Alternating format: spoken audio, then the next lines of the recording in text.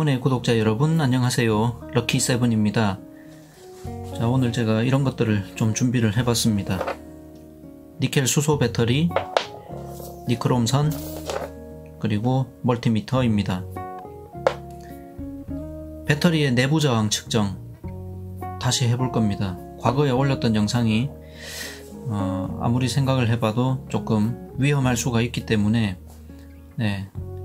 아직 뭐 그걸로 인해서 위험한 일을 겪었다라는 소식은 제가 들은 바는 없습니다. 하지만 그대로 놔뒀다가는 언젠가는 누군가가 이것 때문에 사고를 당할지도 모르겠다라는 생각이 들어서 기존 영상은 미등록 처리를 하겠습니다.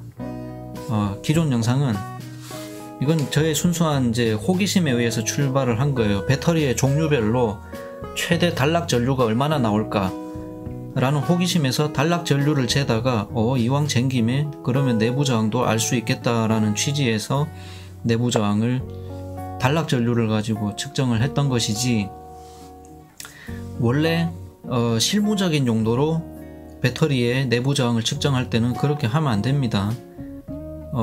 되게 상식적인 얘기잖아요. 전원을 단락을 시킨다라는 것은 굉장히 위험한 일이고, 특히나 이런 저전압, 저전류 전지는 뭐 단락을 시켜도 잠깐은 괜찮다고 칩시다. 이런 거 말고 제 채널 시청자층을 이렇게 통계를 보면은요, 보조 배터리 뭐 혹은 파워뱅크 이런 쪽으로 관심을 가지시는 분들이 많은 것으로 제가 파악을 하고 있습니다. 그래서 그런데 사용되는 이런 리튬 이온 배터리 같은 거는 굉장히 뭐 고전압이라는 게 상대적으로 이런 전지에 비해서는 고전압이죠. 2배 넘잖아요. 얘는 1.2V, 얘는 3.7V, 만충전압은 4.2V에다가 단락을 시켰다? 전류가 어마무시하게 흐를 겁니다. 너무너무 위험합니다. 단락 시키면 안 돼요. 절대로. 이런 리튬이온, 뭐 인산철, 납축전지 다 마찬가지입니다. 뭐 고방전 배터리라고 하나요? 그런 것들 단락 시키면 큰일 납니다. 그래서 내부 저항 측정을 혹시나 단락 전류로 하시려는 분이 계실까봐 기존 영상은 급히 미등록 처리하고 새로 가는 겁니다. 기존 영상이 궁금하신 분은 이 영상에 링크로만 남겨놓도록 하겠습니다.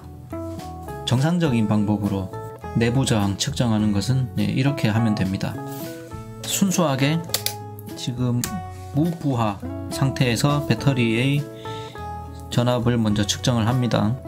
자, 이 만충을 시켜둔 니켈 수소 배터리의 전압이 1.432 왔다 갔다 하네요. 1.433V가 나옵니다. 1.433V가 나오는 무부하 상태의 배터리에 이제 부하를 걸 거예요. 그 전에 이 부하가 얼마짜리인지를 알아야겠죠. 정확하게 계산하려면 정확하게 측정을 해야 됩니다. 이 니크롬선의 저항이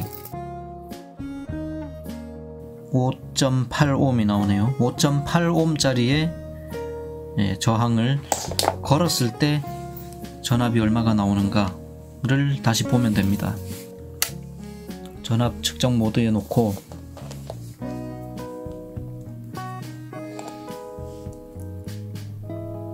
1.433이 나오는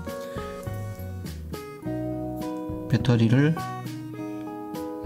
5.8ohm의 부하에 연결을 합니다. 그리고 다시 전압을 잽니다.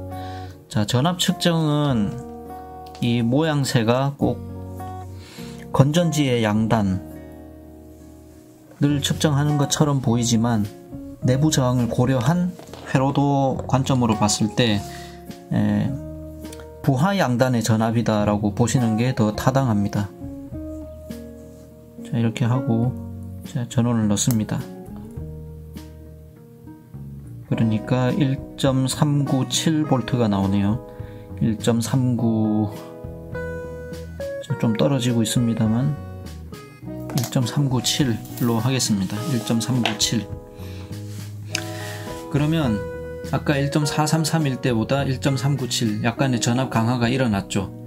이 전압 강화를 가지고 측정을 할 수가 있는 겁니다. 회로도를 보시면은 이렇게 되죠. 이 회 루프는 갈래가 없어요. 한 길입니다. 한 길을 흐르는 전류는 어느 구간이나 동일하죠. 동일한 구간을 흐르는 전류에 중간에 저항이 두 개가 있다고 보면 되는데, 전류가 똑같기 때문에 각각의 저항 양단에 걸리는 전압은 전류가 같으니까 순수하게 저항치에 비례하게 됩니다. 그래서 1.433V라는 기전력을 두 개의 저항에 골고루 분배를 한다면은 저항 값에 따라서 분배가 된다, 이렇게 계산을 할 수 있겠죠. 따라서 비례식을 세워서 계산을 할 수 있습니다. 그래서 이 비례식을 풀어보면 알 수 없었던 내부 저항의 값은 이렇게 0.155이다 라는 것을 계산해 낼 수가 있습니다. 이렇게 단락을 시키지 않고도 내부 저항을 측정을 할 수 있습니다. 그래서 실무적으로 내부 저항을 측정을 해야 할 일이 있을 때는 이렇게 측정을 하는 것이 상식적이고 안전합니다. 뭐 이왕이니까 일반 배터리로 한번 더 해볼까요? 자, AAA 사이즈의 알칼라인 건전지를 가져왔습니다. 새 겁니다. 전압을 재보면 1.618V가 나오죠. 아주 쌩쌩한 새 건전지 1.618짜리에다가 또 양단에 5.8ohm의 저항을 걸어 보겠습니다. 이게 배터리 홀더랑 뭐 악어 클립 같은 거를 좀 활용을 해서 튼튼하게 하면 더 좋겠는데, 급하게 준비해서 좀 엉성하게 진행되는 점은 양해를 부탁을 드리겠습니다. 그냥 원리가 이렇다는 것만 보여드립니다. 그리고 제가 전압이랑 저항을 재서 하는 방법도 있고, 아니면은 전류를 재서 하는 방법도 있겠죠.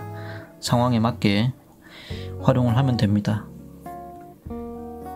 자, 이제 저항을 걸고 재보면 1.528V가 나옵니다.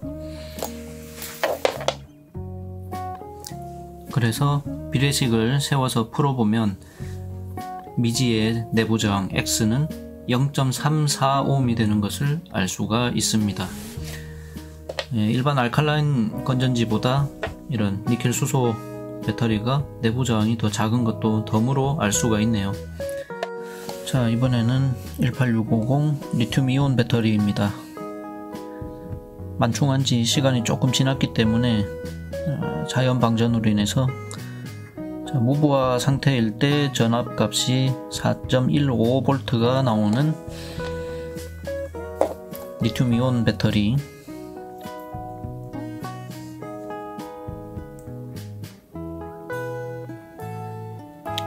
4.08V가 나오네요. 뜨거워요. 뜨끈뜨끈합니다. 마찬가지로 비례식을 세워서 계산을 해보면 미지의 내부 저항 X는 약 0.1ohm이 되겠습니다. 자, 이렇게 간접적으로 내부 저항 값을 안전하게 측정을 해보았습니다. 오늘도 시청해 주셔서 감사합니다. 또 더 흥미롭고 유익한 영상으로 찾아오겠습니다. 그럼 행운을 빌어요.